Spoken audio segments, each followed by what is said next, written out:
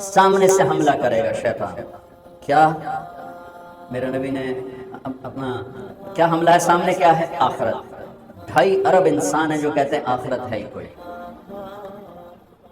دو 2.5 ارب انسان ہیں جو کہتے ہیں آخرت ہے پر ہمیں ہمارا نبی بخشوا دے گا، ہم جو مرضی کریں. عیسائی کہتے ہیں ہمیں عیسیٰ علیہ السلام بخشوا لیں گے. یہودی کہتے ہیں ہمیں موسیٰ علیہ السلام بخشوا لیں گے. باقی مذاہب والے بھی یہی کہتے ہیں ہمیں بودھا بخشوا لے گا، ہمیں رام بخشوا لے گا، ہم جو مرضی کریں. ٹھیک ہے، تو 1.25 ارب مسلمان بچتے ہیں جو کہتے ہیں آخرت ہے. ان پہ وار کیا کرتا ہے؟ اللہ بڑا غفور الرحیم ہے، معافی ہو جائے گی. لہٰذا سود بھی حلال، زنا بھی، شراب بھی، جھوٹ بھی، جوا بھی، کھوٹ بھی، دھوکہ بھی، فراڈ بھی، قتل بھی، چوری بھی، ڈاکے بھی، خیانت بھی، رشوت بھی، ماں باپ کی نافرمانی بھی، شادیاں کر کے زنا بھی، یہ ساری چیزوں پر وہ کیسے لے کر آئے؟ اللہ بڑا غفور الرحیم ہے، معاف کر دے گا. آخرت ہے انشاءاللہ توبہ کریں گے، ابھی بڑا وقت پڑا ہے، توبہ کریں گے.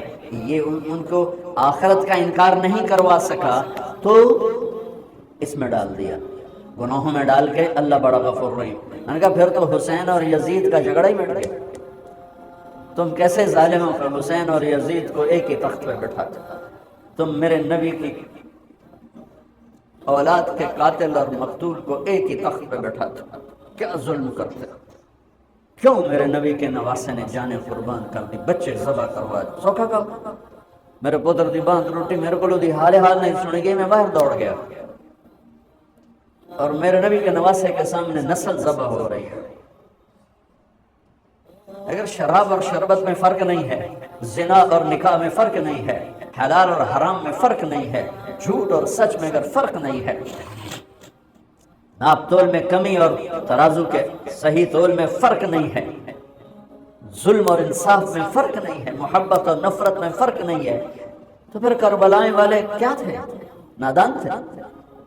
کربلا تو ایک نہیں ہے، کتنی کربلائیں ہیں، وہ بہت بڑی تھی. اس کے بعد ہر وہ مجمع، عورت یا مرد، افراد یا بچہ جو اللہ کے نام پہ اپنی جان کے نذرانے پیش کر گیا اور ظالموں کے ظلم کا شکار ہوا، یہ سب کربلا کے ساتھ، یہ سب حسینی قافلے کے ساتھ ہوا.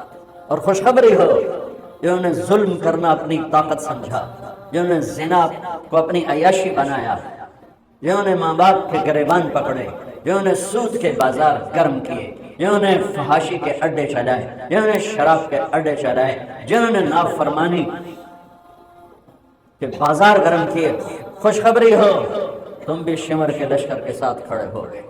تم بھی شمر کے ساتھ اختیار کر لو، کیسی موت چاہتے ہو، کس کے ساتھ کھڑے ہونا چاہتے ہو؟ حسینی قافلے کے ساتھ، نبی کے جھنڈے کے تلے یا شمر کے جھنڈے کے تلے؟ کہاں کھڑا ہونا چاہتے ہو؟ اس چند روزہ مٹ جانے والی زندگی. وَمَا الْحَيَاةُ الدُّنْيَا إِلَّا مَتَاعُ الْغُرُورِ لَعِبٌ وَلَهْوٌ وَزِينَةٌ وَتَفَاخُرٌ بَيْنَكُمْ وَتَكَاثُرٌ فِي الْأَمْوَالِ وَالْأَوْلَادِ كَمَثَلِ غَيْثٍ أَعْجَبَ الْكُفَّارَ نَبَاتُهُ ثُمَّ يَهِيجُ فَتَرَاهُ مُصْفَرًّا ثُمَّ يَكُونُ حُطَامًا وَفِي الْآخِرَةِ عَذَابٌ شَدِيدٌ وَمَغْفِرَةٌ مِّنَ اللَّهِ وَرِضْوَانٌ وَمَا الْحَيَاةُ الدُّنْيَا الا متاع الغرور. دھوکے کا گھر، مچھر کا گھر، مکڑی کا جھالا، کسراب بقیۃ یحسبہ الظمآن ماء، ریت میں پانی نظر آتا ہے، پانی نہیں ہے، دھوکا ہے. اس دھوکے کے پیچھے کون سا سودا امت کرتی ہے؟ فیصلہ کر لو. ہاں، شیطان کا پہلا حملہ آخرت کوئی نہیں، ہم نے کہا ہے. تو پھر دوسرا حملہ پیچھے سے حملہ کیا ہے؟ دنیا اتنی خوبصورت کر کے دکھائے گا دنیا پیچھے کہ جنت یاد ہی نہیں رہے گی. کہے گا یہی جنت ہے. گلستان کالونی گندا نالا تو نام گلستان کالونی، پتہ نہیں کی وجہ بے وقوف ہیں جنہیں نام گلستان کالونی رکھے. وچ گندا نالا گزر رہا ہے، نام گلستان. اکھیاں ہیں کوئی نہیں تو نام چراغ شاہ، کھوتے دا مالک میں نہیں تو نام سوار شاہ، شادی ہوئی نہیں تے نہ اولاد شاہ. گلستان میں جوہر بھرے پڑے نام گلستان کالونی. پیچھے سے حملہ کروں گا، وہ کیا ہے؟ ان کا دنیا بڑی خوبصورت ہے، اس میں پھنسا تو بہت سے اس میں پھنس جائیں گے. آخرت ہے، اللہ غفور الرحیم ہے، آپ پہ لکھی جیسی. اور دنیا میں الٹے ہاتھ سے حملہ کروں گا، وہ کیا ہے؟ زنا، شراب، چوری، ڈاکہ. ادھر الٹا اس ہاتھ پہ گناہوں والا فرشتہ بیٹھا ہے، گناہ لکھنے والا، گناہوں والا نہیں، گناہ لکھنے والا فرشتہ. تو چوریاں، ڈاکے، ظلم، ستم، برائیاں، ایک پوری لائن، کتنا بڑا مجمع اس میں چلا گیا ہے۔ ادھر سے حملہ کروں گا، ادھر کیا ہے؟ نیکیوں کا فرشتہ۔ ایک طبقہ ہوگا جو آخرت کو نہیں بھلائے گا، جو دنیا کے چکر میں نہیں آئے گا، جو شراب زنا کے چکر میں نہیں آئے گا، جو سود جھوٹ میں نہیں آئے گا، وہ نیک پاک ہوں گے۔ ان کو کیسے چکر دے گا؟ انہیں نیکی کے تکبر میں پھنسائے گا۔ یہ پہلی صاحب نمازی جڑن، ان کو وہ زنا کی دعوت نہیں دے گا، جھوٹ بولنے کی دعوت نہیں دے گا، ان کو نیکی کے تکبر کی مار دے گا۔ یا ویکھا جو کی کر رہا ہے، اور ویکھا جو کی کر رہا ہے، اور ویکھا جو یہ ساری آنکھیں اوروں پہ ان کو لگوا دے گا، وہ ایسا وہ ایسا، اور میں تو اللہ کا فضل ہے، ہم تو اللہ کے فضل سے، اور وہ تو ایسے اور ہم تو اللہ کے فضل سے، ان کے بچے ایسے ہمارے بچے اللہ کے فضل سے۔ ان کو نہیں پتہ یہ نیکی کے تکبر میں پھنس چکے ہیں، اور نیکی کا تکبر اسی طرح انسان کو برباد کرتا ہے جیسے زنا برباد کرتا ہے، جیسے سود اور جھوٹ برباد کرتا ہے، جیسے ماں باپ کی نافرمانی، جیسے بددیانتی، رشوت، جیسے چوری ڈاکے انسان کو ذلیل و خوار کرتے ہیں، ایسے ہی نیکی کا تکبر انسان کو تباہ و برباد کر دیتا ہے۔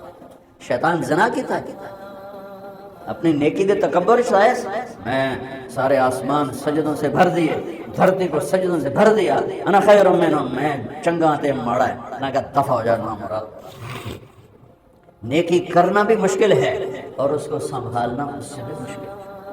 اس لیے میرے بھائیوں، میں ہاتھ جوڑ کے کہتا ہوں جن کو اللہ نے نیکی کی توفیق دی ہے، اس زبان سے یہ زبان کسی پہ نہ چلانا ورنہ تم پہ چل جائے گی، ان آنکھوں سے کسی کے عیب نہ دیکھنا ورنہ گرفت میں آ جاؤ، کسی کو حقیر نہ جانا۔ اب شیطان حملہ کرتا ہے، آخرت بھلاتا ہے، دنیا رنگین دکھاتا ہے، نافرمانی میں ڈالتا ہے، نیکی کے تکبر میں ڈالتا ہے، تو اب کیا کرے؟ علی تقتحم الفوارس هكذا عني وعنهم أخروا أصحابي عبد الحجارة من صفاهة رأيه وعبدت رب محمد بالصواب وعرفت عن أثوابه ولو أنني كنت المقتر بزني أثوابي لا تحسبن الله خاذل دينه ونبيه يا معشر الأحزاب۔ یہ اشعار فی البدیع پڑھی، اس میں سے میں نے ایک کا ترجمہ آپ کو کر کے دے دیا ہے۔ تو ڈھال کیا ہے؟ دشمن سے بچاؤ۔ تو کوئی ڈھال ہونی چاہیے جو شیطان سے بھی بچاؤ ہو، وہ تو کم وقت ہمارے دل میں اتر جاتا ہے۔ تو میرے نبی کی ایک حدیث، الصوم جنہ، الصوم جنہ، الصوم جنہ، میں دہرا رہا ہوں، روزہ ڈھال ہے، روزہ ڈھال ہے، نماز ڈھال ہے نہیں، زکوٰۃ ڈھال ہے نہیں، حج ڈھال ہے نہیں، جہاد ڈھال ہے نہیں، تبلیغ ڈھال ہے نہیں، تلاوت ہے نہیں، تہجد نہیں، تسبیح نہیں، قربانی نہیں، خیرات نہیں، کیا؟ روزہ شیطانی لشکر کے خلاف ڈھال ہے۔ اس لیے میرے نبی رمضان کے آنے کو پورا سیلیبریٹ کرتے تھے، اتنا نہ حج نہ نماز نہ روزہ نہ زکوٰۃ جتنا حج کو، روزے کو میرے نبی استقبال کرتے ہیں۔ کوشش فرمائیں ہمارے روزے قبول ہوں، اور اس میں جو چیزیں اللہ کو پسند ہیں وہ کرتے جائیں گے تو انشاءاللہ روزہ قبول ہو جائے گا۔ تراویح کا اہتمام فرمائیں، تہجد کا اہتمام فرمائیں، بہت آسان ہے، کھانا کنٹرول میں رکھیں۔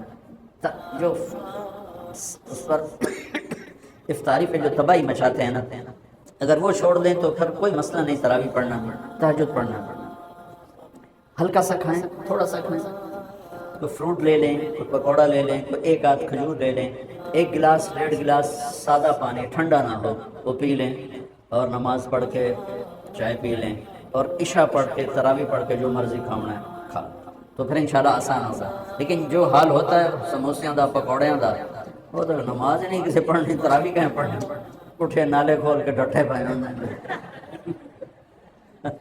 چلو سننا سے ادا کرو۔